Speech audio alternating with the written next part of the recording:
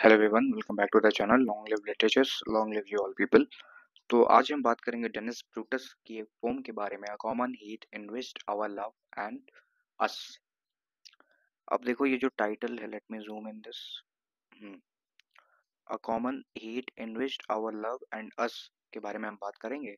The explanation will be by me, which is obviously Prakhar Tripathi. ये मेरा नाम है एक्चुअली। तो स्टडी विद प्रखर चैनल पे हैं आप। माय इंस्टाग्राम अकाउंट इज प्रखर Tripathi 011, and if you want notes, do contact me on this number 9336903429. So before beginning the short summary, we will move on to the significance of the title. हम significance of the title पहले समझ लेते हैं, जो कि हमारे लिए बहुत ज़्यादा इंपॉर्टेंट है। और डेनिस ब्रूटस के बारे में भी कुछ बातें मैं यहीं पे आपको बता देता हूँ, ताकि जो फर्दर क्लियर अंडरस्टैंडिंग है वो आपकी बेहतर हो जाए। तो डेनिस ब्रूटस की अगर बात की जाए तो he was south African activist and educator. I repeat, south African activist and educator, and he was born in Harare, Zimbabwe का जो कैपिटल है हरारे, जिम्बाब्वे में इनका जन्म हुआ था। और अगर प्रोफेशंस की बात की जाए तो he was activist by profession, he was an educator, he was a journalist by profession, and he was a poet, a good sound renowned poet, बेहतर पोएट है। तो इनके जो प्रोफेशन है, he was an activist, an educator, journalist और poet. अब देखा जाए तो आपके मन में सवाल होगा कि ये जाने किस लिए जाते थे। तो he is known for his anti apartheid activism, यानी वो जो एपाथाइड रिजीम था साउथ अफ्रीका का, जो कि चलता है 1948 से 1994 तक। ये मैं लिखना चाहूंगा, लेकिन इसमें मुझे टाइम लगेगा। हाँ, now the pen is set. तो ये जो हमारा एपाथाइड है, हमारा क्या, वो जो ब्रिटिशर्स का एपाथाइड था 1948 से 1994 तक चलता है। एंड तो ये एपाथाइड है। एपाथाइड में होता क्या था बेसिकली कि जो गोरी चमड़ी के लोग हैं उनको एक तरफ रखा जाएगा, और जो काली चमड़ी के लोग हैं उनको दूसरी तरफ रखा जाएगा। और अगर कोई भी काली चमड़ी का आदमी उस रीजन में घुसेगा तो उसे गोली से मार दिया जाएगा। और कई बार ये भी देखा गया है कि dogs and black people are not allowed, ऐसे करके वहाँ पे पोस्टर्स लगे रहते हैं। अगर किसी को इन डिटेल पढ़ना हो तो क्लास 9th का एनसीईआरटी उठाना, तो वहाँ पे तुम्हें चीजें मिल जाएंगी। अब देखो, एपाथाइड रिजीम ये था। अभी इनका ये जो फेमस हुए हैं, डेनिस ब्रूटस जो फेमस हुए हैं, वो एंटी एपाथाइड रिजीम की वजह से, प्रमोट करने की वजह से फेमस हुए हैं। यानी कि इन्होंने एक तरह से प्रोटेस्ट किया है, प्रोटेस्ट अपने वर्क्स के थ्रू किया है। तो it is enough for Dennis Brutus. Dennis Brutus के बारे में लगभग जानकारी हमें हो गई है। हम बात कर लेंगे सिग्निफिकेंस ऑफ द टाइटल के बारे में, कि हमारे टाइटल का सिग्निफिकेंस क्या है। अब टाइटल के सिग्निफिकेंस पे बात करने से पहले टाइटल को पढ़ लेना, कि कम से कम पता तो रहे टाइटल क्या है। The title a common hate enriched our love for us, हमारा जो टाइटल है common hate enriched our love for us, highlights mutual hatred for how mutual hatred for injustice deepened the bond between lovers. यानी कि जो south African classes थी, खासकर जो काली चमड़ी वाले लोग थे, जो डिफरेंट डिफरेंट ट्राइबल ग्रुप से आते थे या अलग अलग जगहों से आते थे, तो कैसे जब उनके साथ अन्याय हुआ, एपाथाइड रिजीम में उनके साथ अन्याय हुआ, तो यही कारण बन गया उनके प्यार को बढ़ाने का। यानी कि डिफरेंट डिफरेंट लोग सेम चीज के खिलाफ यूनाइटेड हो गए और इससे उनके बीच का प्यार बढ़ गया। Instead of love being built on romance alone, it is strengthen bye sharp purpose या फिर शेयर्ड पर्पस रेजिस्टिंग ऑपरेशन। यानी कि अगर देखा जाए तो हमारे समाज में जो लव की डेफिनेशन है वो ये है कि एक आदमी को दूसरे आदमी से जो प्यार होता है वो रोमांस की वजह से होता है। लेकिन यहाँ पे ऐसा ना होते हुए, जो साउथ अफ्रीकन हैं या फिर जो अफ्रीकन पीपल हैं जिनके साथ अपार्थाइड रिजीम में अन्याय हुआ, तो उन सब के बीच में प्यार बढ़ गया। और वो प्यार बढ़ने का कारण क्या था? उनके साथ किया गया दुर्व्यवहार। Now I hope it is clear to you. अब सेंट्रल थीम की बात कर लेता हूँ, कि उल्टा इसलिए पढ़ा रहा हूँ क्योंकि मैं उल्टा नहीं हूँ। उल्टा इसलिए पढ़ा रहा हूँ कि कई लोगों को चीज़ें पता होती हैं, उन्हें बस थोड़ा बहुत पॉलिश करने की ज़रूरत होती है। तो अगर जिसे पॉलिश करना होगा वो पॉलिश करे, जिसको पॉलिश नहीं करना है वो लाइन बाय लाइन एक्सप्लेनेशन पे जंप इन कर सकता है, जंप ऑन कर सकता है। वैसे ऑन ज़्यादा सही, जंप ऑन कर सकता है। सेंट्रल थीम की बात की जाए, the pome explores how shared hatred for injustice can strengthen love. यानी हमारी पोम बात करती है कि कैसे शेयर्ड हेट्रेड जो है इनजस्टिस के लिए, वो कैसे लव को बढ़ा सकता है। जैसे दुश्मन का दुश्मन दोस्त होता है, ये सारी चीजें बहुत देखने को मिलेगी आपको मास्टर्स में आने के बाद। तो वही वाली बातें हैं। It critics the moral corruption of wealth and emphasises, यानी कि हमारी जो पोम है वो ताना कसती है मोरल करप्शन ऑफ वेल्थ के बारे में, and emphasises that true connection is found in struggle, यानी कि जो स्ट्रगल के दिन में जो दोस्ती आपको मिल गई है उससे बेहतर दोस्ती आपको कभी मिलेगी नहीं। It also suggest that love and resistance R intervened, यानी कि लव और रेजिस्टेंस आपस में घुले मिले हुए हैं। कैसे हमें पढ़ने को मिलेगा, with passion growing stronger in the face of operation, कि जैसे मान लीजिए एक कैदी आप हैं और एक कैदी आपका दोस्त है, जो कि आपका दोस्त नहीं था शुरू में, लेकिन जब आपके खिलाफ सेम सेम आदमी अत्याचार करेगा तो आप उसी के खिलाफ हो जाएंगे और धीरे धीरे साथ मिलकर रणनीतियां बनाएंगे। यानी कि इसका मतलब ये है कि आप दोनों अलग अलग आदमी तो हैं लेकिन आपके गोल्स सेम है। अब short summary of the poem देख लेते हैं। शॉर्ट समरी की बात करूं, the poem a common heat enriched our love for us by Dennis Brutus, यहाँ तक तो सबको पता ही चल गया होगा, explores how shared hatred for injustice and operation. हाँ अब ठीक होगा पढ़ने में, जब सुविधाएं हैं तो इस्तेमाल कर लेना चाहिए।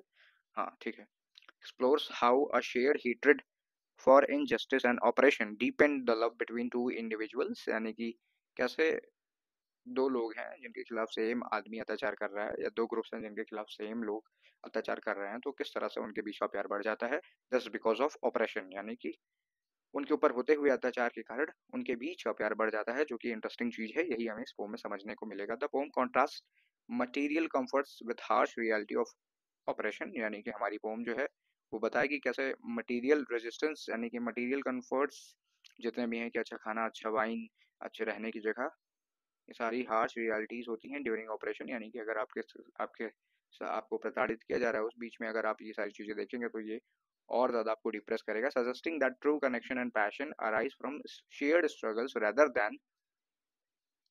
than लग्जरी, यानी कि अगर आपको ट्रू कनेक्शंस ढूंढना है तो आप अगर बहुत अमीर हैं तो आप कम चांसेस है कि अच्छे दोस्त ढूंढ पाएंगे, लेकिन जब आप स्ट्रगलिंग फेज में रहते हैं तब आप ज़्यादा बेहतर दोस्ती ढूंढ पाते हैं। Ultimately it highlights how adversity strengthen bonds between people who resist injustice together.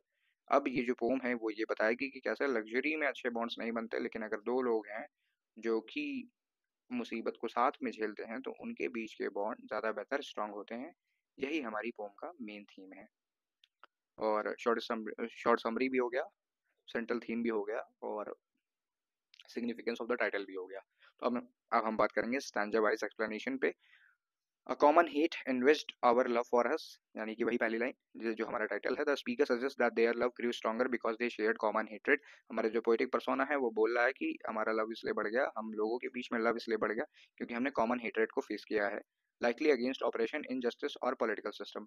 जहाँ तक है ये जो पॉलिटिकल हेट्रेड है या फिर जो कॉमन हेट्रेड है वो जहाँ तक है ऑपरेशन होगा, वही एपाथाइड रिजीम का ऑपरेशन या इनजस्टिस जो कि एपाथाइड रिजीम करता है, या फिर पॉलिटिकल सिस्टम यानी वही एपाथाइड रिजीम, तीनों तीनों में ही एपाथाइड रिजीम के ऊपर ताना कसा गया है। अब अगर बात की जाए सेकंड लाइन की, सेकंड स्टैंजा की actually, escape to parasitic ease discussed. अब यहाँ पे देखो, escape to parasitic ease discussed discreet expensive hushes stifled us, the pungent wines became acidulous। अब इसको ध्यान से समझने की कोशिश करते हैं क्योंकि यहाँ पे बहुत ज्यादा हार्ड वर्ड्स यूज हुए हैं। तो डिस्कस्ट का मतलब होता है स्ट्रॉन्ग डिसअप्रूवल, ठीक है, स्ट्रॉन्ग डिसअप्रूवल यानी कि आप किसी चीज को सिरे से नकारते हैं कि अच्छा चाय पियोगे, नहीं नहीं बिल्कुल नहीं, ऐसी वाली बात। Escape to parasitic is discussed, यानी कि ये लोग भागे हैं कहीं से, कहाँ से भागे हैं हम समझेंगे। उसके बाद अगला वर्ड है डिस्क्रीट। डिस्क्रीट का मतलब डिटैच्ड होना, डिस्क्रीट का मतलब होता है डिटैच्ड होना। एक्सपेंसिव हशेस, हशेस का मतलब होता है साइलेंस, ठीक है, एक्सपेंसिव हशेस यानी हशेस का मतलब है साइलेंस, SILENC साइलेंस। उसके बाद एक वर्ड आया होगा स्टिफल्ड, स्टिफल्ड का मतलब होता है सफोकेट। फिर अगला एक वर्ड आया होगा प्लांजेंट, प्लांजेंट का मतलब होता है मॉर्नफुल यानी दुखी टोन में चीजें जब आपके साथ होती हैं। वाइन्स बिकेम एसिडुलस, एसिडुलस का मतलब होता है खट्टा, sharp tasting sour. The speaker criticises wealthy who live in the ease while. अब जो हमारे स्पीकर हैं वो क्रिटिसाइज कर रहे हैं वेल्दी पीपल को जो कि आसानी से जी रहे हैं, अपना जीवन काट रहे हैं। वाइल इनजस्टिस एग्जिस्ट, यानी कि जिन लोगों ने एपाथाइड फैला रखा है वो लोग बहुत आराम की जिंदगी जी रहे हैं, लेकिन जिन लोगों के ऊपर एपाथाइड प्रैक्टिस किया जा रहा है उन लोगों के साथ दिक्कत हो रही है। अब देखो, चिंता करने की बात नहीं है, हर एक लाइन समझाऊंगा मैं।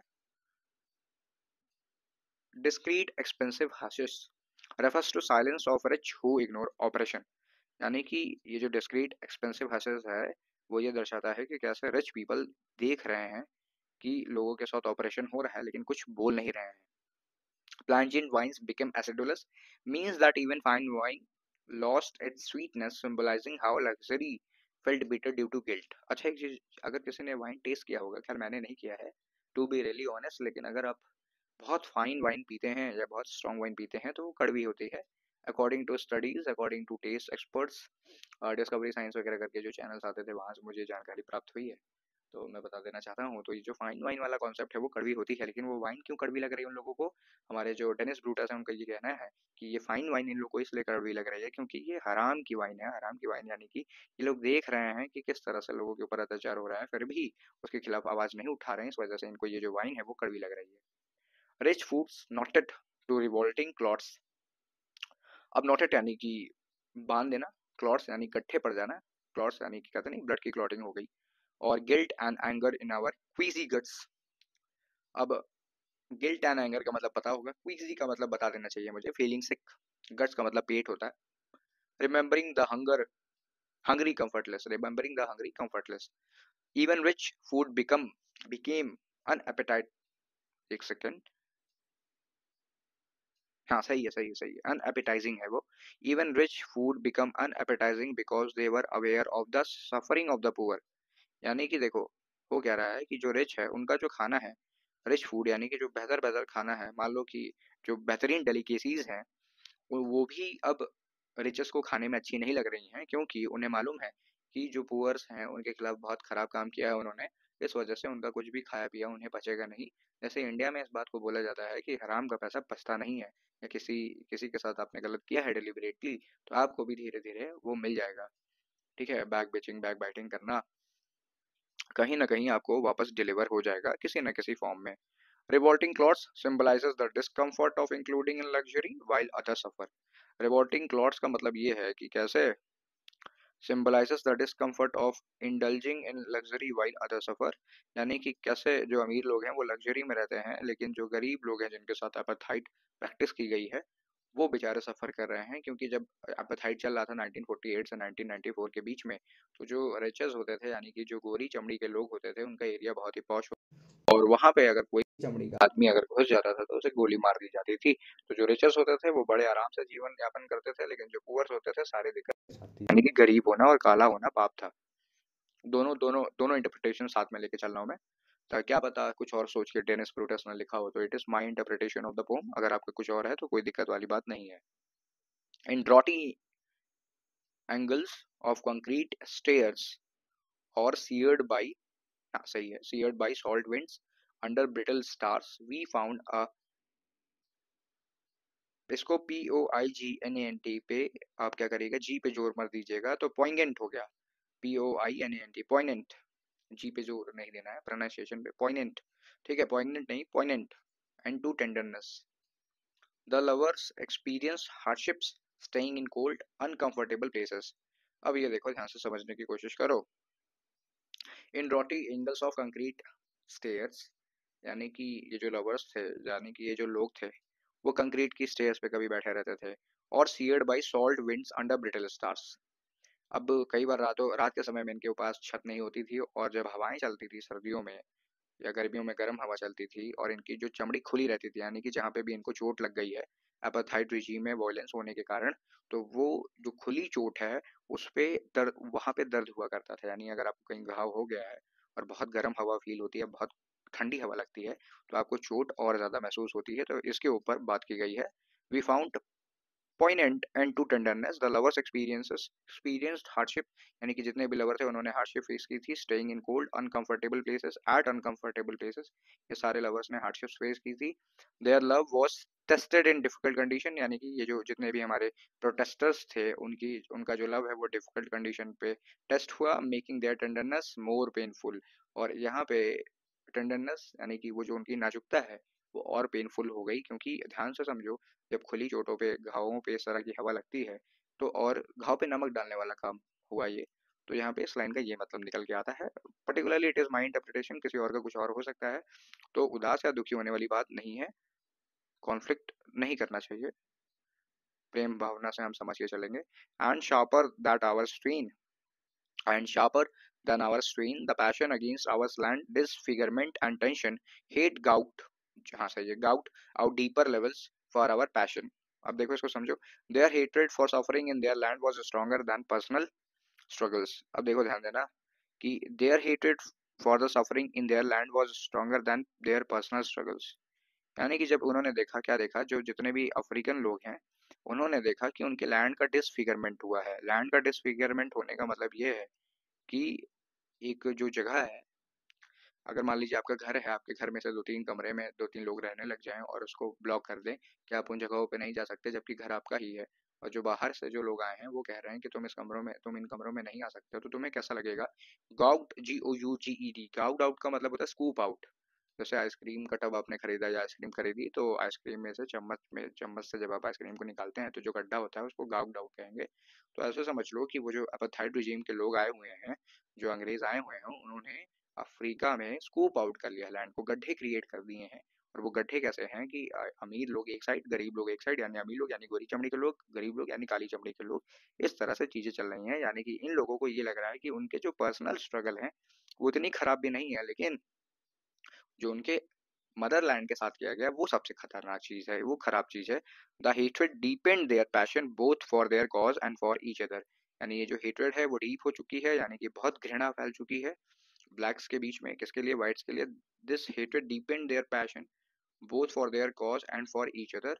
अब यहाँ पे ये जो हेट्रेड है वो बहुत डीप हो चुकी है, अब उनके कॉज के लिए कि अपार्थाइड रिजीम को खत्म करना, जो कि 1994 में खत्म होती है, एंड फॉर ईच अदर यानी कि ये जो व्हाइट्स हैं और ये जो ब्लैक्स हैं इनके बीच में बहुत बड़ा डिफरेंस आ गया है। A common hate enriched our love for us, repeats the first line, यानी रिफ्रेन हो गया, यानी कि पहली लाइन रिपीट हो रही है, reinforcing the idea that shared resistance against operation strengthen their love. यानी कि जब लोग एक ही तरह के दुश्मन के खिलाफ प्रोटेस्ट करते हैं तो उनके बीच का प्यार बढ़ गया है। लिटरेरी डिवाइसेस देखते हैं। अ कॉमन हेट, हाँ ठीक है, ऑक्सीमोरोन, पहला लिटरेरी डिवाइस ऑक्सीमोरोन है। A common hate enriched our love, contradictory ideas of hate and love are combined. यानी कि एक कॉमन हेट है जो कि हमारे लव को इनरिच कर रहा है, बढ़ा रहा है। कॉमन हेट यानी कि दो दुश्मन का एक अलग दुश्मन, यानी कि इसको अगर सिंपल कर दूं तो दुश्मन का दुश्मन दोस्त होता है। Contradictory ideas of hate and love are combined, यानी हेट और लव को कंबाइन करने की कोशिश की गई है और बेहतरीन कोशिश है। I would appreciate it on my level. Alliteration की बात करें तो plangent vines became acidulous, यानी कि जो अलिटरेशन, रिपीटिशन और P sound for emphasis, P sound पे ज्यादा जोर दिया गया है। अलिटरेशन कवर हो गया। अब ये देखो, ये वाली लाइन इंपॉर्टेंट है, देख लेना। इमेजरी की बात की जाए तो seared by salt winds under brittle stars। अब ये जो ब्रिटल स्टार्स यानी वो जो सितारे हैं वो ऐसे लग रहे हैं कि टूट रहे हैं। ब्रिटल मतलब अगर आपने नॉन मेटल्स के बारे में पढ़ा होगा तो मेटल्स आर, मेटल्स ब्रिटल नहीं होते लेकिन नॉन मेटल्स ब्रिटल होते हैं। ब्रिटल मतलब किसी चीज को हथौड़े थोड़े से मारो तो टूट जाए। तो creates a vivid picture of suffering, यानी कि वो जो लोग सफर कर रहे हैं वो, उनके ऊपर कोई छत नहीं है और वो ऐसे एरिया में रहते हैं जो कि बहुत, जिस एरिया की स्थिति बहुत दयनीय है। सिंबोलिज्म की बात की जाए तो rich foods not at to revolting clothes. अगर सिंबोलिज्म की बात करें तो rich foods not at to revolting clothes का मतलब ये है सिंबलाइजिंग, ठीक है, symbolises guilt of wealth in a suffering well word, यानी कि जिन लोगों के पास पैसे भी हैं वो भी गिल्टी फील कर रहे हैं क्योंकि काम ही ऐसा किया है उन्होंने, तो इस वजह से जो रिचेस हैं वो भी गिल्टी फील कर रहे हैं। कॉन्ट्रास्ट की बात करा जाए तो लग्जरी वर्सेस पॉवर्टी की बात हुई। Comfort is compared with suffering to highlight inequality, और हमारे कंफर्ट को कंपेयर कर दिया गया है सफरिंग के साथ ताकि इनइक्वालिटी पे जोर दिया जा सके। तो here we have completed central theme, we have completed summary, we have completed significance of the title. हमने बैकग्राउंड भी देख लिया, हमने डेनिस ब्रूटस का भी बैकग्राउंड देख लिया और हमने ये भी देख लिया लाइन बाय लाइन explanation भी। तो thank you for watching. Long live literature, long live you all people. Hope so you like the video, the way of explanation and the PDFs.